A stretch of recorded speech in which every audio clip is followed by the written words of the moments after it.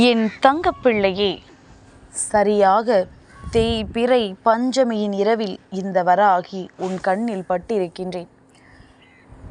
என் பிள்ளையே, எத்தனையோ தடைகளை தாண்டி என் வாக்கினை கேட்க வந்திருக்கின்றாய். எதற்காக உனக்கு தடங்கல்கள் வந்தது தெரியுமா?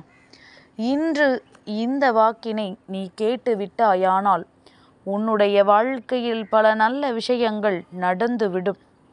அதை நடத்திவிடக்கூடாது என்பதற்காக பல தீய சக்திகள் செய்த சதிதான் என் வாக்கினை உன்னை கேட்க விடாமல் உனக்கு ஏற்படுத்திய தடங்கல்கள்.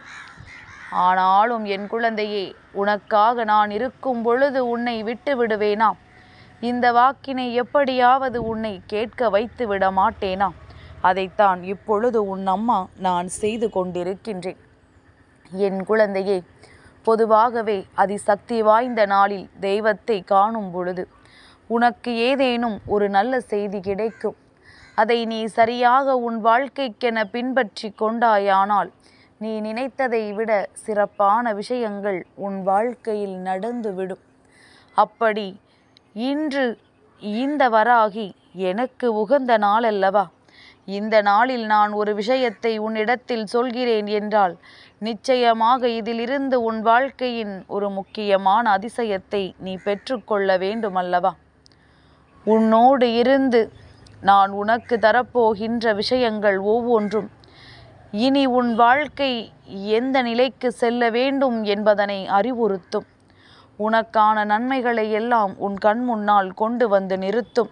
வராகி என்பவள் யார் என்பதனை உனக்கு நிச்சயமாக காண்பித்து கொடுக்கும். இத்தனை காலமும் இவளை வணங்கியதனால் நமக்கு என்ன பலன் கிடைத்தது என்று யோசித்து கொண்டிருக்கின்ற உனக்கு என்ன பலன் கிடைத்தது என்பதனை நான் சொல்லிவிட வந்திருக்கின்றேன். என் குழந்தையே, நாளைய விடியலும் உனக்கு பஞ்சமியின் விடியல். நாளைய விடியலில் நான் சொல்கின்ற இந்த பொருளை நீ பார்த்து விட்டாயானால், அதாவது நீ விடியலில் கண் விழிக்கும் பொழுது இந்த பொருளை பார்க்க வேண்டும். அப்படி நீ பார்த்து விட்டாயானால் உன்னுடைய வாழ்க்கையில் பல நல்ல விஷயங்கள் நிச்சயமாக நடக்கும். இந்த வாழ்க்கையில் நீ எதிர்பார்த்த பல நன்மைகள் உன்னை வந்து சேரும். எண்ணற்ற மாற்றங்களும் எண்ணற்ற திருப்பங்களும் இந்த வராகியால் நடத்தி கொடுக்கப்படும். நீ இத்தனை காலமும் வேண்டி நிற்கின்ற விஷயம் ஒன்று உன் வாழ்க்கையாக மாறும். இதையெல்லாம் என் குழந்தை நீ செய்ய வேண்டும் என்று விரும்புவாயானால், உன் வாழ்க்கையில் இதுவெல்லாம் நிறைவேற வேண்டும் என்று நீ நம்புவாயானால், நிச்சயமாக அம்மா சொல்வது உனக்கு எத்தனை நல்லது என்பதனை நீ புரிந்து கொள்வாய். உன்னோடு இருந்து கொண்டு உன்னை சுற்றி நடக்கின்ற எல்லா விஷயங்களையும் என்னவென்று தெரிந்து கொண்டு உன்னுடைய வாழ்க்கையில் வேண்டும் என்றே உனக்கு சோதனைகளை கொடுக்க நினைப்பவர்களுக்கு மத்தியில் உனக்காக ஒருவர் உனக்கு நன்மைகளை செய்ய வருகிறார் என்றால் அது இந்த வராகி அன்றி வேறு யாராக இருக்க முடியும்?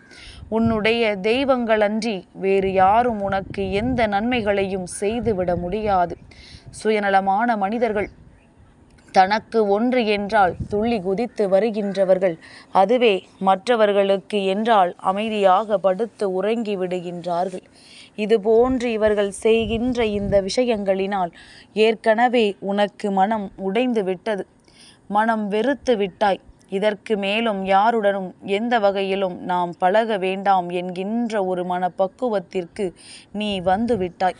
அப்படி இருக்கும் பொழுது இந்த வாழ்க்கையில் உனக்கென நான் கொடுக்க நினைப்பது எல்லாம் என்னவென்று நீ தெரிந்து கொள்ள வேண்டும். உனக்காக இந்த வாழ்க்கையில் நான் கொடுக்கின்ற விஷயங்கள் என்னவென்று நிச்சயமாக நீ புரிந்து கொள்ள வேண்டும். கண்ணீருக்கும் கவலைக்கும் இங்கு அதிகமாக வேலை கொடுக்காமல் இந்த வாழ்க்கை உனக்கு கொடுக்கின்ற உண்மைகளை மட்டும் உணர்ந்து கொண்டு அதனால் வரக்கூடிய சந்தோஷங்களை ஏற்றுக்கொள்ள நீ தயாராக இருந்து விட்டாயானால் இனி எந்நாளும் உன் வராகி நான் சொல்வது போல இந்த வாழ்க்கை உனக்கான ஒட்டுமொத்த மகிழ்ச்சியையும் உன் கைகளில் கொண்டு வந்து தரும். அதை நீ சிந்தாமல் சிதறாமல் பெற்றுக்கொள்ள வேண்டும். எந்த நிலையிலும் மற்றவர்களிடத்திலிருந்து எதையும் எதிர்பார்க்காமல் எந்த சூழ்நிலையிலும் யாரும் நமக்கு உதவி செய்வார்கள் என்று எதிர்பார்க்காமல் உனக்கு நான் கொடுக்கின்ற இந்த வாய்ப்பை நீ சரியாக பயன்படுத்திக்கொள். உன் அம்மா நான் சொல்கின்றேன் அல்லவா, இந்த பொருட்களை நீ பார்த்து விட்டாயானால், நீ கண் விழித்ததும் முதலாவது இதை பார்த்து விட்டாயானால் நிச்சயமாக விடியலில் உனக்கு நல்லது நடக்கும் என்று நான் ஆணித்தரமாக எடுத்துச் சொல்லிவிட்ட பிறகு நீ அதை செய்யாமல் இருந்துவிட்டு எனக்கு எதுவும் நடக்கவில்லையே என்று சொல்லி வருத்தப்படக்கூடாது. அப்படி விடியலில் கண் விழித்ததும் நாம் எதை பார்க்க வேண்டியதாக இருக்கும்? என் குழந்தையே, இந்த வாழ்க்கையில் இருக்கின்ற மிக பெரிய கஷ்டமாக ஒன்று நீ பார்க்கிறாய் என்றால் அது உன்னுடைய பண பிரச்சனை. பணம் என்ற ஒன்று இந்த வாழ்க்கையில் உனக்கு இல்லாமல் நீ பலரின் அவமானத்திற்கு ஆளாகி நிற்கின்றாய். அப்படியானால் உடனடியாக இந்த பணம் உன்னை வந்து சேர வேண்டும். இன்று விடியலில் நாம் ஓர் விஷயத்தை நோக்கி பயணிக்கிறோம், அதுவும் இந்த பணத்தை சார்ந்ததாக இருக்கிறது என்றால் அதை உன்னை வந்து சேர நாம் என்ன செய்ய முடியும்? என் குழந்தையே, உடனடியாக நீ செய்ய வேண்டிய விஷயம் என்ன தெரியுமா? நாம் எந்த ஒரு விஷயத்தை மனதிற்குள் அதிகமாக நினைக்கின்றோமோ அந்த ஒரு விஷயம் நம் வாழ்க்கையில் நம் கைகளில் நிச்சயமாக வந்து சேரும். நம்பிக்கை வைத்து அந்த விஷயத்தின் மீது நம்முடைய எண்ணங்களை தெளிவாக வைத்து இது நமக்கு கிடைக்கும் என்கின்ற நம்பிக்கை கொண்டு அதை பார்க்க வேண்டும். அப்படி பார்க்கும் பொழுது இந்த வாழ்க்கையில் நீ கேட்கின்ற அத்தனையும் உனக்கு நிச்சயமாக கிடைக்கும். நீ விடியலில் கண் விழித்ததும் முதலாவது பார்க்க வேண்டிய ஒரு பொருள் என்றால் அது அந்த பணம்தான். சில்லறையோ அல்லது ரூபாய் நோட்டோ ஏதாவது ஒன்றை உன்னுடைய தலையணைக்கு அருகில் வைத்துவிட்டு இன்று இரவு படுத்து உறங்கு. விடியலில் கண் விழிக்கும் பொழுது இந்த ரூபாய் நோட்டை பார்த்து நீ கண் விழித்தாயானால் செல்வம் உன் வாழ்க்கையில் நிலைத்திருக்கும் என்பது உனக்கே புரியும். உன்னால் அதை நம்ப முடியும். இதையெல்லாம் தாண்டி என் குழந்தையே, நீ விழிக்க வேண்டிய பொருள் நகைகளை வைத்து அதன் மீது நீ கண் விழிக்கலாம். அப்படியானால் உன் மனதில் ஒரு புத்துணர்ச்சி அன்று ஏற்பட்டுவிடும். பணத்தை பார்த்தால் நமக்கு எத்தனை சந்தோஷம் வருகிறது, அதைத்தான் உன் அம்மா சொல்கின்றேன், உனக்கு புரிகின்றதா?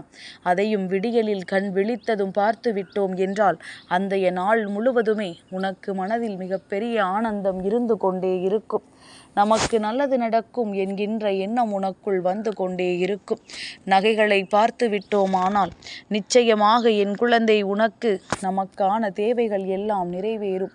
இன்று நாம் எல்லா விஷயங்களையும் சுறுசுறுப்பாக செய்ய வேண்டும். நாம் இதற்காகத்தானே ஓடிக்கொண்டிருக்கிறோம். அதனால் இன்று நிச்சயமாக நாம் இதையெல்லாம் பெற்றுக்கொள்வோம் என்கின்ற எண்ணம் உனக்குள் வந்துவிடும்.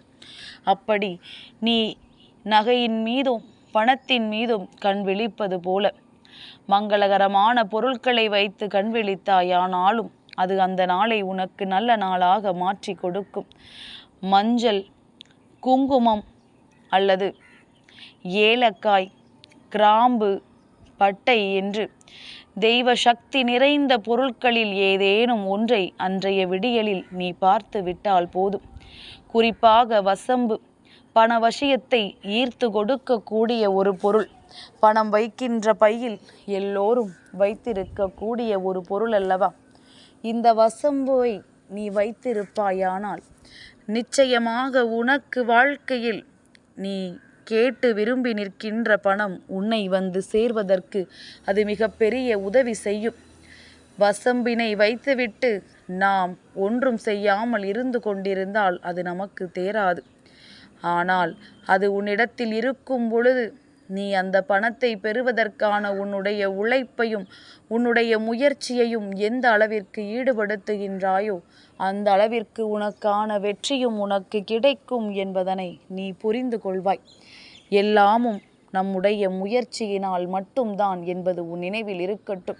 இவற்றில் எல்லாம் கண் விழித்தால் உன் மனதிற்குள் ஒரு நேர்மறையான எண்ணங்கள் உருவாகும்.